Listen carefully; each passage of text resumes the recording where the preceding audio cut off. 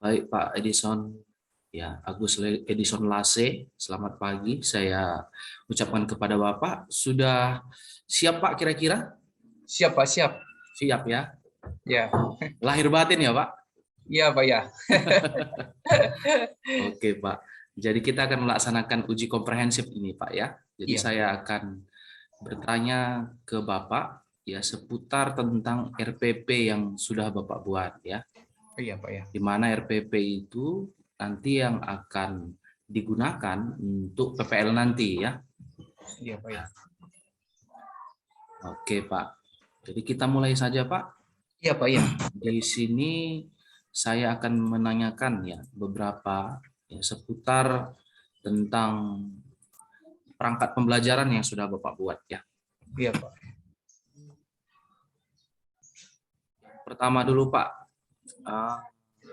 ini saya akan bertanya tentang bagaimana Bapak atau kemampuan Bapak dalam mengidentifikasi masalah ya. Karena sebelum Bapak membuat sebuah RPP, itu Bapak harus mengidentifikasi dulu masalah apa yang ada, khususnya yang ada di kelas.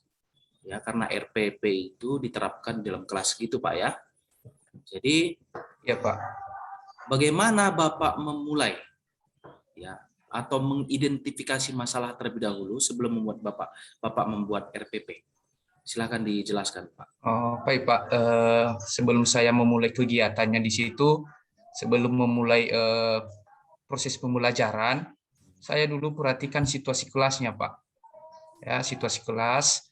Baru setelah saya melihat situasi kelas, itu saya absen, saya tanya keadaan siswa, dan selanjutnya itu saya mulai membuka pembelajaran, Pak, dengan menanyakan yang sebelumnya mata pelajaran yang sudah ditanyakan. Jadi di dalam saya mengidentifikasi masalahnya di situ, Pak, itu juga di dalam saya mengambil eh, proses pembelajaran itu salah satunya khusus kami di sekolah kami, Pak. Jujur saja itu dari segi media. Nah, itu dari media karena itu jaringan listriknya kayaknya nggak terlalu nggak sampai, Pak. Itu pun nanti kalau saya akan PPL nanti itu entah saya pakai apa mesin. Nah, itu menurut saya, Pak. Ya, sebelum Bapak membuat RPP, Bapak kan harus mengetahui dulu masalah-masalah apa saja yang ada di dalam kelas. Jadi saat Bapak mengidentifikasi masalah tersebut, masalah apa saja yang Bapak temukan? Oh, baik, Pak. Tentu di dalam saya mengidentifikasi masalah di situ, salah satunya bagaimana siswa itu bisa merespon atau menerima dari mata pelajaran yang saya ajarkan, Pak. Jadi masalah apa saja yang Bapak temukan di dalam kelas? Eh, saya temukan itu contohnya bagaimana siswa bisa untuk menerima materi yang saya ajarkan kepada siswa tersebut. Itu kan harapan ya Pak. Iya, Harapannya bagaimana agar siswa bisa menerima pembelajaran yang Bapak buat kan gitu ya. Masalah yang Bapak temukan di dalam kelas, dalam proses belajar mengajar, apa? Bapak identifikasi satu, apa masalahnya Pak dalam kelas? satu, Pak, di mana Hmm. siswa sesuai dengan topik yang saya sebelumnya Hmm. itu tentang guru di dalam mengidentifikasi media di mana siswa sangat kurang untuk tidak tergerak untuk menerima pembelajaran dari guru. Itu motivasi, Pak, ke Satu, siswa. siswa kurang bisa ya menerima gitu ya, Iya, menerima eh, proses pembelajaran dari guru. iya, karena itu sesuai dengan media, Pak, yang saya angkat kemarin. Ya, Karena sesuai penguasaan dengan guru media. di dalam teknologi. Oke, yang Iya, kedua itu berarti itu tadi yang pertama Pak, siswa ya kurang bisa menerima proses pembelajaran itu sesuai dengan media yang diberikan oleh iya, guru ya. karena kurangnya daripada keinovatifan guru, Pak, dalam Sa- penguasaan daripada teknologi. Ya, satu-satu ya Pak ya, satu-satu. Iya, Pak. Gurunya kurang bisa mengikuti teknologi atau gagap teknologi ya. Iya, Pak, ya. Oke. Selanjutnya tadi apa Pak? Ini kan masalah Eh, semua ini kan. Nah, iya Pak, iya. selanjutnya apa tadi? Yang kedua, siswa eh, kurang bersemangat me- menerima pembelajaran dari guru karena tidak menggunakan daripada media. Itu salah satu pendukung, Pak. Tidak menggunakan media. Bukan, Pak, karena tidak bisa menguasai media daripada guru itu, Pak. Hmm, Itu.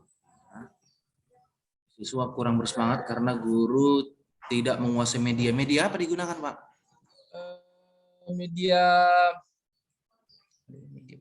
media pembelajaran, Pak, itu biasanya kalau media itu biasanya saya pakai itu kalau saya PPL nanti saya usahakan pakai Infocus, Pak. Kenapa? Saya usahakan siswa untuk bisa menerima atau bisa tergerak hatinya dengan saya nanti menggunakan daripada media Infocus itu dia. Bapak bisa menggunakan fokus? Saya usahakan, Pak, belajar. Kita sinkronkan dengan apa tadi, Pak, ya, dengan masalahnya tadi ya. Tadi kan Iya, guru kurang bisa gitu ya iya, menggunakan media pembelajaran yang inovatif gitu ya, yang menggunakan teknologi. iya, Kan Pak. gitu ya. Iya, iya. Jadi karena ada masalah dalam kemampuan guru dalam Iya, menggunakan Pak. media teknologi, media berbasis teknologi. Jadi saya tanya, media apa yang digunakan? Infocus ya, berarti Iya, menggunakan laptop juga ya. laptop, Pak. Iya, Pak. Iya. Karena tadi masalahnya adalah guru kurang bisa menggunakan media tersebut. Apakah Bapak memang kurang bisa menggunakan media teknologi, media pembelajaran yang berbasis teknologi? Iya, Pak, memang masih sangat kurang. Tapi dengan belajar saya usahakan untuk bisa, Pak. Karena itu salah satu juga guru dituntut untuk bisa menggunakan teknologi khususnya di dalam pembelajaran, Pak. Dengan abad 21 yang sekarang. Oke, lalu ada masalah yang lain lagi Pak kira-kira dalam proses pembelajaran di kelas saat Bapak mengidentifikasi? Eh, Kendala saya nanti di sini, Pak, karena nggak ada jaringan di situ dalam bentuk di video. Untuk mempresentasikan nanti video ke siswa. Contohnya itu yang saya angkat judul saya itu struktur pemerintahan, Pak. Jadi saya coba cari kemarin, memang saya juga agak nggak bisa sekali untuk di dalam teknologi ini ya dalam bentuk gambar aja nanti saya kasih, Pak. Hmm, bentuk gambar ya. Iya. Selain itu ada lagi Pak kira-kira? Nah, itu kendala saya, Pak. Mungkin nanti saya di sekolah kami ini, Pak, dan jujur saja ini kami itu tuh jarang sekali itu yang di sini yang namanya daripada untuk pengembangan daripada guru ini, Pak. Apalagi di dalam RPP ini ya jujur saja ini kami masih awal, Pak, masih tahap untuk bisa mengenal atau belajar bagaimana untuk mengembangkan daripada RPP ini, Pak. Oke, jadi Pak Lase tadi kan sudah mengidentifikasi ya Iya, Pak. masalah-masalah yang ada di dalam kelas. Jadi setelah Pak Lase mengidentifikasi masalah itu, kira-kira Pak akar penyebab masalahnya itu apa sih sebenarnya?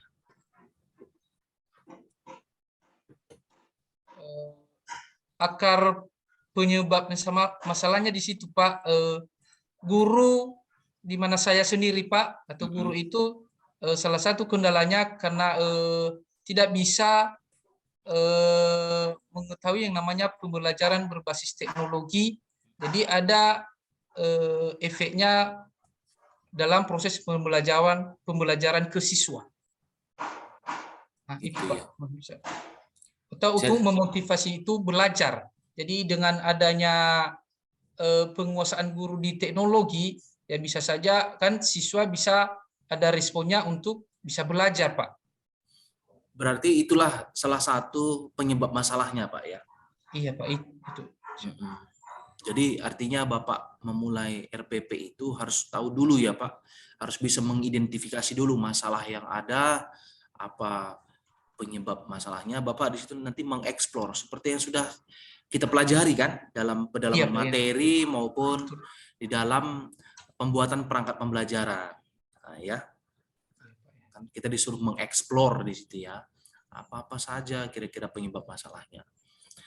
Lalu Bapak menggunakan model pembelajaran apa, Pak? Eh, Feedback, Pak. Eh, Model, bukan Pak. model pembelajaran. Pembelajaran berbasis PBL, Pak. PBL ya, Problem Based Learning, iya Pak. problem based learning. Iya, Nah, oke, itu untuk RPP yang pertama. iya. Untuk yang kedua, Sama juga, Pak. Karena lanjutan daripada materi itu yang saya buat. Itu satu aja saya ambil, Pak. PJBL PBL. enggak? Tidak, Pak. Nah, Karena sesuai dengan yang kami kesepakatan kami kemarin itu yang kami pakai itu PBL, Pak. ya, PBL. Berarti itu model pembelajarannya ya, Pak ya. Iya, Pak, iya. Jadi kalau Bapak menggunakan PBL, masalah apa kira-kira yang bisa diatasi oleh model pembelajaran PBL tersebut? Dengan tadi Pak, penguasaan guru tidak menguasai daripada teknologi, jadi dengan dia menggunakan proses pembelajaran berbasis learning, maka guru bisa nanti bisa untuk bisa membuat siswa itu memahami daripada pembelajaran yang akan disajikan. Jadi masalahnya harus kita sinkronkan dengan model pembelajarannya. PBL itu kan problem based learning ya. Artinya siswa kita bawa untuk memecahkan sebuah masalah gitulah ya. Masalah dalam proses pembelajaran itu ranahnya guru.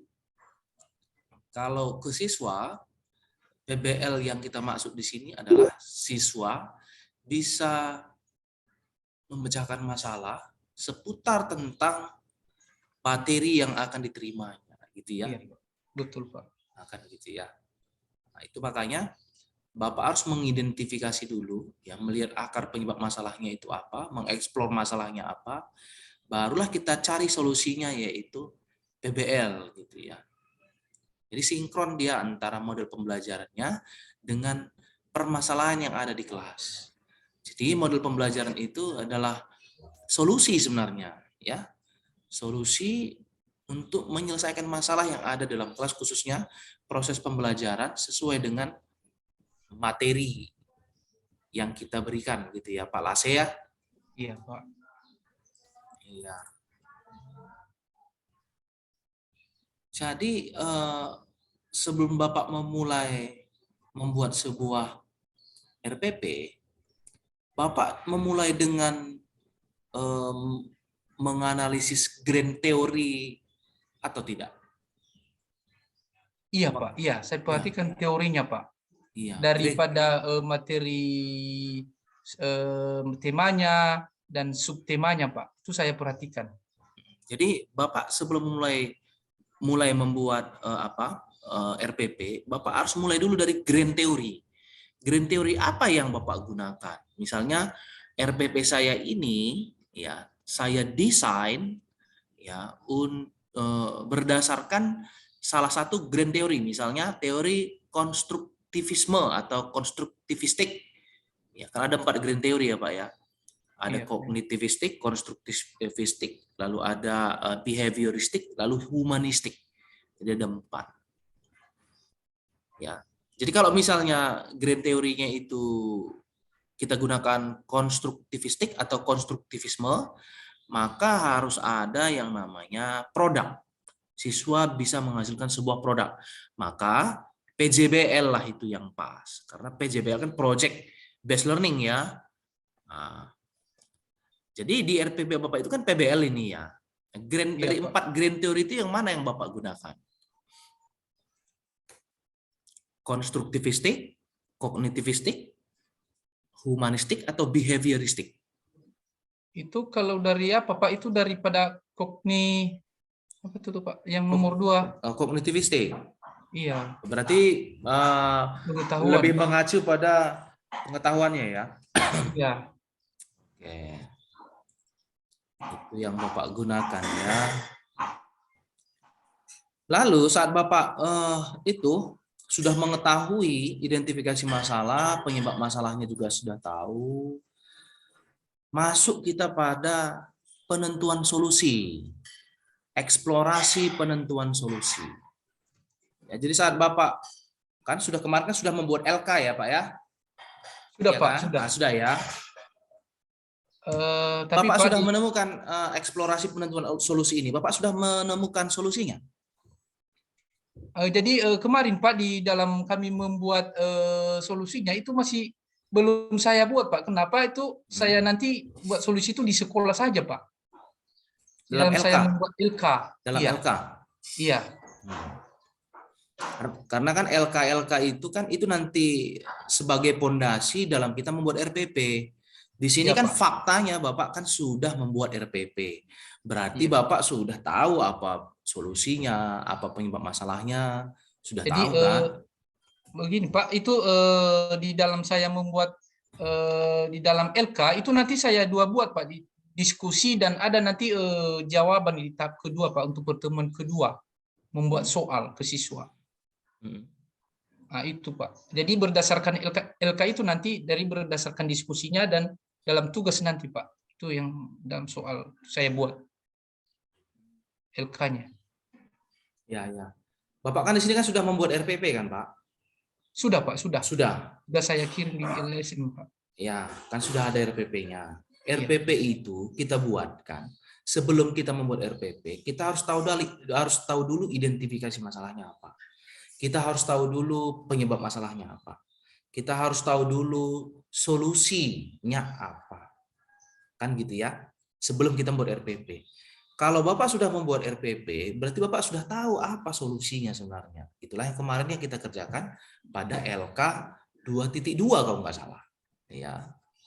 Nah, jadi apakah Bapak sudah mengetahui, sudah menentukan solusinya pada saat sebelum mengerjakan RPP? Solusinya di situ Pak.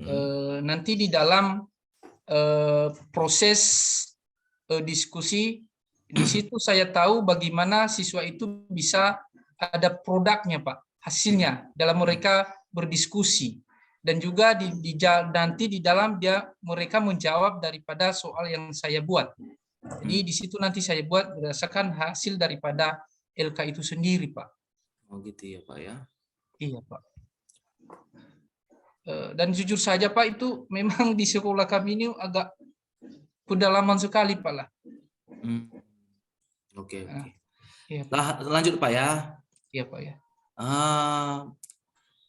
Untuk RPP yang sudah Bapak buat ya, RPP yang sudah Bapak buat itu tujuan pembelajarannya Pak, khusus untuk tujuan pembelajaran. Apakah sudah sesuai dengan rumus ABCD?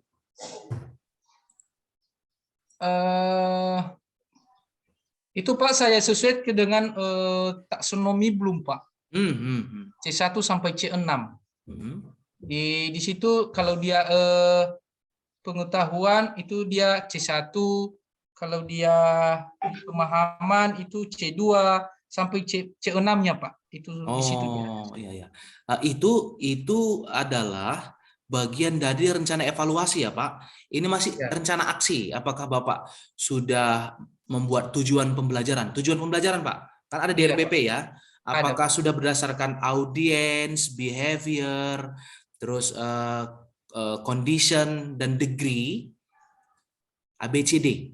Sudah Pak, kira-kira sudah? Sudah Pak, udah saya sesuaikan. Karena kemarin saya konsultasi atau saya tanya sama Pak Mong tentang sebelum saya membuat RPP ini Pak.